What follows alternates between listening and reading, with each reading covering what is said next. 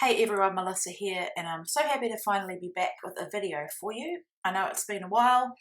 The prompt today was creative journaling, and I'm using the beautiful These Days collection. So I have this quite recent photo of my three girls, and it was taken last weekend at a little place called Jack's Bay. It's just up the road from where we live here in Sakatago in the Catlins, and I think Zaria was piggybacking Ava and Brielle was walking beside her, and I just love these kind of natural unposed photos. So I've used the A5 paper stack and selected a couple of papers that are complementary to this wall of, I think it's called wall of frames, this paper anyway, with all the gorgeous little frames. And I just wanted a couple of colours that wouldn't compete. I mean, of course it is a collection, so it's going to work well, but they are small repeating patterns, and the other one with like the sunset type coloured paper, it just helps pull out the florals on these frames. So these are the clear stickers, and as you know, I love them, and so I just wanted to add a couple of them. I didn't want to do any mixed media on this page because I want to do a lot of journaling in each of these frames, so if I added mixed media it was going to make it more difficult with my the pens that I have to do my journaling.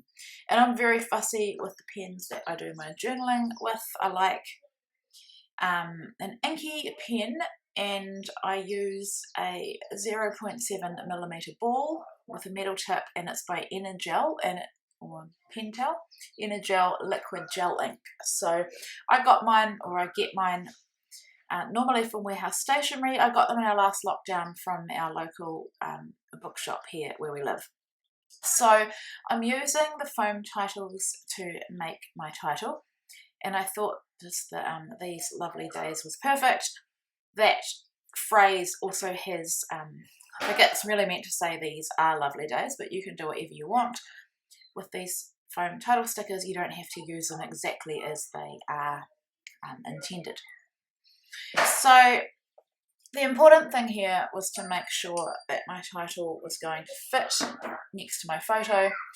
So, sorry, my kids are in the background. It's a public holiday and there's nothing I can do about it.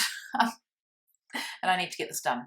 So, yeah, once I got those two main elements, the title and the photo down, then I could see what I had to work with in terms of my journaling. So I've included that basket of flowers because I think it's beautiful. It's got nothing to do with the photo, but it just looks so lovely on the page. And I think because my photo has a lot of breathing space with the sand and the sea and the sky, it makes a little bit more room for embellishing directly on the photo.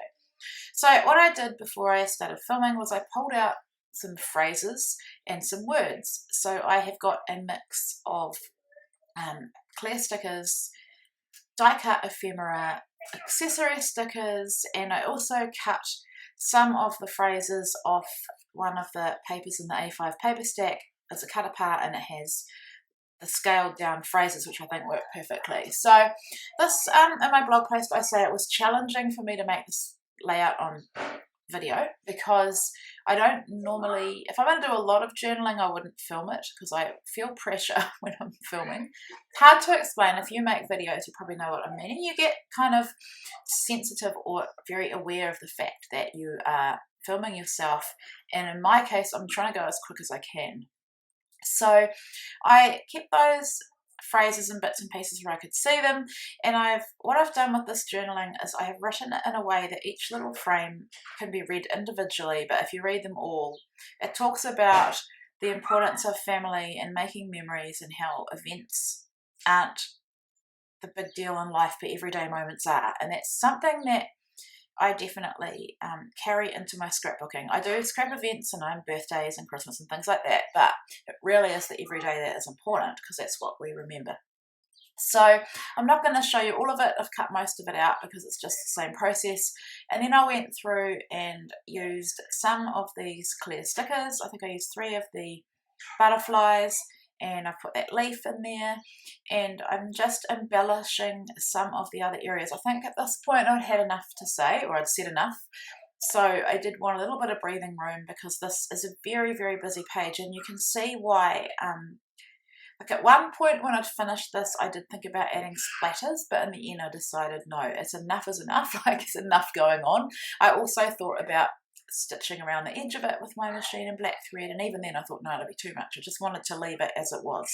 So the final touch was to add a few of these puffy stickers. I think most of the ones I added were hearts and maybe a couple of flowers, and also then I thought I was done, but then I wanted to put the place we were, and I'll come back later with the date because the date is on my phone and I'm filming with my phone, but I also added some of these wood buttons as well.